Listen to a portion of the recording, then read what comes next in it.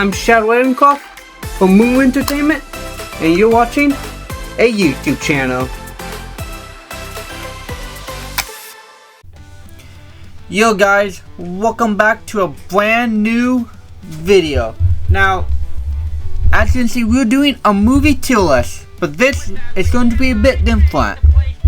So this is going to be the unlimited movie tier list. Well, I'll be ranking every movie I've ever seen, which is why I took off the 2023 movie tier list, because instead of doing it every year like I was gonna do, I decided that this is just gonna be an infinite tier list. And I got 5 ranks here: 1 star, 2 star, 3 stars, 4 stars, and 5 stars, which I feel is a lot better than doing the whole A, S, whatever, the alphabet tier list. And I felt 5 was fine because I felt 10 was too many tiers. So yes, this will be ranking every movie I've ever seen. And instead of doing like 6-hour tier lists, like the 2023 was 3 hours, I'm gonna be splitting these up into like 20 to 30 minute videos. Can't keep them a bit bite-sized. So to begin this tier list, we will be starting with, honestly, one of the worst movies ever made. And this is a known fact. We have with us The Amazing Bulk. If you guys don't know what this is a mockbuster, which means it was made to piggyback off of the whole Incredible Hulk movie. And may I just say that you can make this movie in your basement. Literally, every scene was filmed in front of a green screen. Like watching like one of those skits on YouTube. Well, yes, I mean, it was just like bad. Now let me pull up. I believe at the time of making this, you can watch it on YouTube.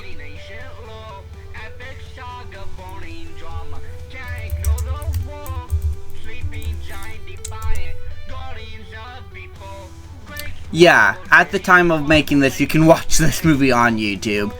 I watched it one night and I mean, I suppose they had like a budget of like $100, I think. Actually, I think the budget was like 10. I believe the budget was $10,000.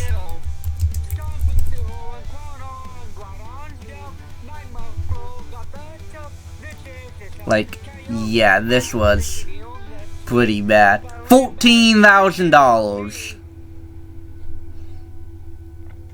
Yeah, and instead of Bruce Banner, you have Henry Hank Howard. So yeah, I mean, this movie was just like, I mean, I don't even know what to really say. I mean, you have the bad guy, he was blowing up like 100 different landmarks. Like, I suppose he nuked the entire world, I think. And yeah, this movie was just like, you could probably make this movie. I'm giving this movie 1 star. I mean, it's pretty obvious reasons. Next we'll do the Sinister Squad. Now, I watched this movie last night, because the infinite tier list is starting on March 27th of 2025. So we have the Sinister Squad. Now basically what this is you guys know what the Suicide Squad is, right? Where you have a bunch of DC characters such as Deadshot, Captain Boomerang, El Diablo, Killer Croc, Harley Quinn, have to defeat like the Enchantress, I think? I don't remember the David Ayer movie, but this is another mockbuster, surprisingly created by the different people. But this is the Asylum mockbuster, which they're famous for ripping off. They made like the Transmorpho movies. Although the most famous movie is probably Sharknado. That's right, they made Sharknado. So basically this is that to defeat death, Goldilocks and Piper, along with Alice, have to recruit Rumpelstiltskin, the Queen of Hearts, Bluebeard, and the Big Bad Wolf. Wasn't like another one they had to recruit?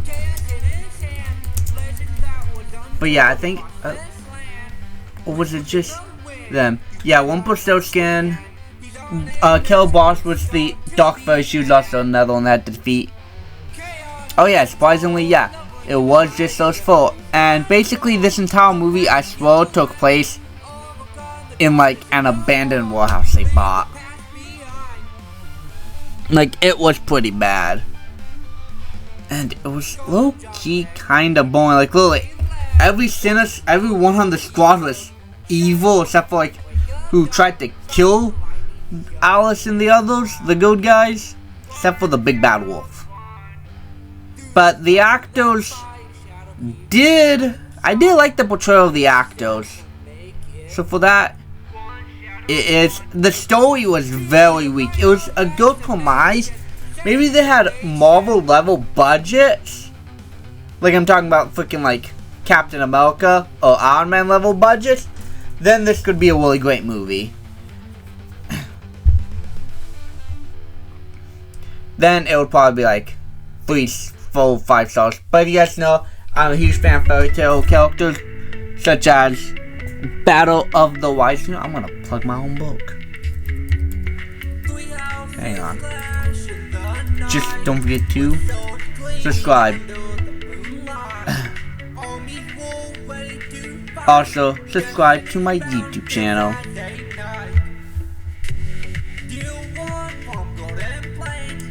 Linktree. So valuable.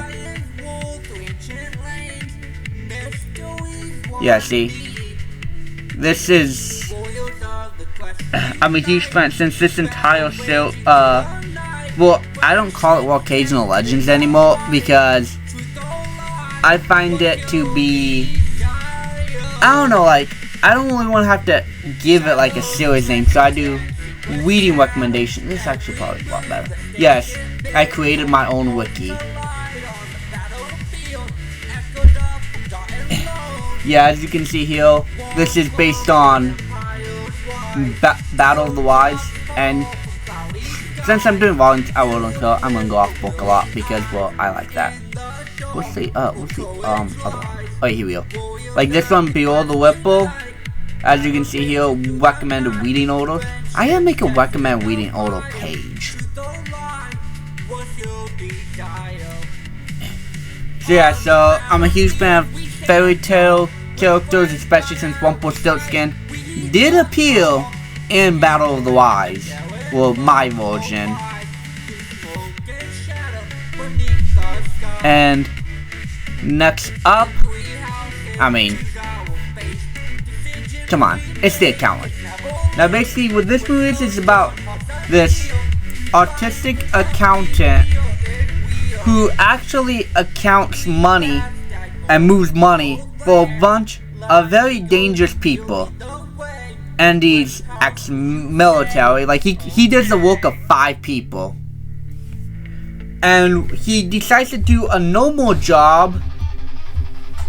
So he takes on this robotics company and starts doing their money and stuff. When he finds out that there was some discrepancy because he's a forensic accountant. So then the bad guy decides to eliminate him to cover up his secrets. And it's got a lot of good action scenes. Who wrote this movie? I want to say Ben Affleck, but I don't think that's true. I think he just acted in it. And yes, they do have a sequel that's coming up. Yeah, it was written by Bill Dupac. I don't know how to say that name. Yeah, and they do have their sequels I will be reviewing. Oh yeah, so it's directed and written by the same people. Literally, I think like everyone from the first one's gonna be in the second one, except for Anna Kendrick, because, well, there's no reason to have her in the second one. If you guys seen the movie. 5 stars, that's probably my favorite Ben. This is probably my favorite Ben Affleck movie because, contrary to probably, I really didn't care for him as Batman. Then again, I didn't really like any of the Snyderverse movies, which I will probably be reviewing on this. What movies? I'm gonna call this like unlimited. I don't know what I'm gonna call this yet. Next we got Spaceballs, which is made by Mel Gibson and is a parody of Star Wars. Now this was pretty funny, and it had a lot of funny jokes. Like, it broke the fourth wall a lot.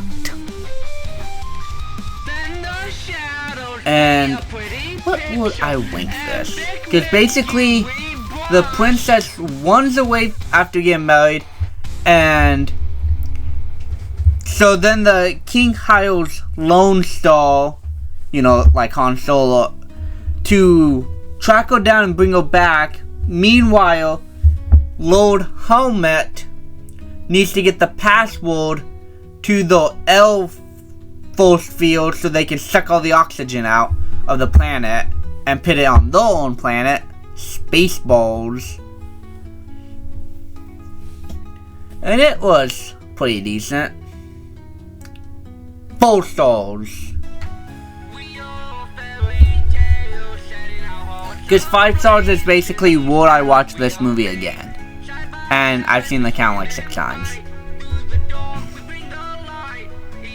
I mean, Spaceballs was funny and all, but I'm not sure if I would really watch it again. You know, I'm talking about like not the ones where you see it on TV and watch it.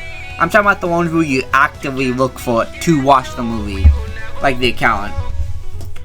Next we have the Lego Holiday Special, which is basically Way is training Finn to be a Jedi, I believe, and she decides to go look for this crystal to train about because she feels like she's not a good master, and she ends up time traveling throughout the Star Wars universe.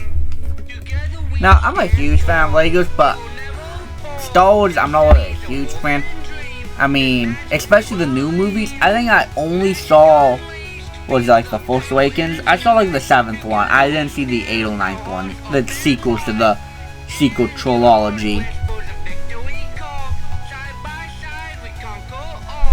We saw, because this is not as bad as these two. Actually, we'll move this up to 4 stars. Maybe because there was Lego and it was actually kind of funny.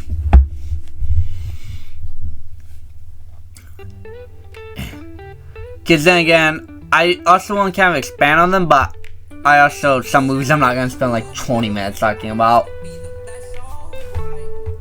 Next we have the live action Max Steel movie.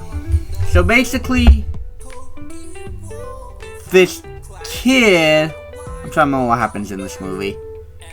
He has like this energy inside of him, and then he meets like this robot that can access the energy and deplete him of it so he doesn't blow up or something. And it was a fairly decent movie. I mean, I did like the suit of armor and stuff.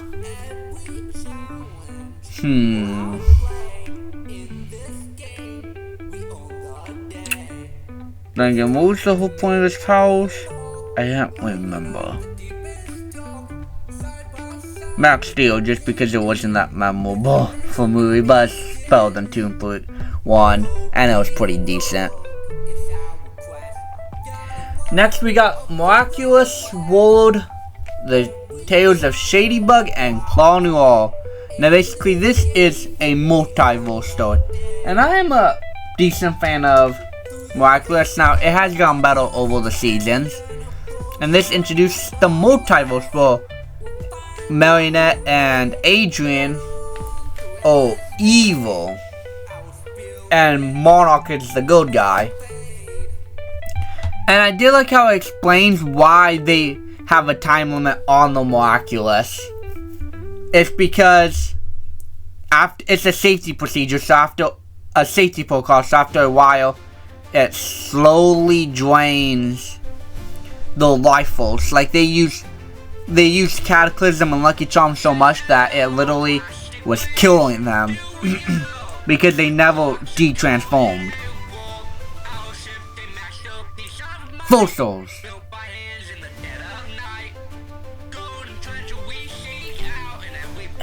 Miraculous World London at the Edge of Time. Now, this is basically similar to the Lego Star Wars special. Actually, you know what? I will be moving that back to 3 cells. Even though it's Lego, I mean, I wouldn't really watch it. Oh yeah, I mean, it was decent, but London at the Edge of Time. So basically, the new villain for season 6 appears in Marionette's room and steals all of her Miraculouses. And then so, with the help of Bunny X, or Bun X, I think is how you say it, she recruits Marionette, and then they go throughout time to stop the mysterious thief from finding out who they are. And this explains why she decides to give away all the Miraculous to the owners, which I thought was a really... See, I really like how they not have the Miraculous, so they can pop in whenever. Full Souls. Because I like Miraculous. But yeah, this is the full start, and after all, I'm gonna be adding more movies. But yeah, the star opinions and spoilers galore.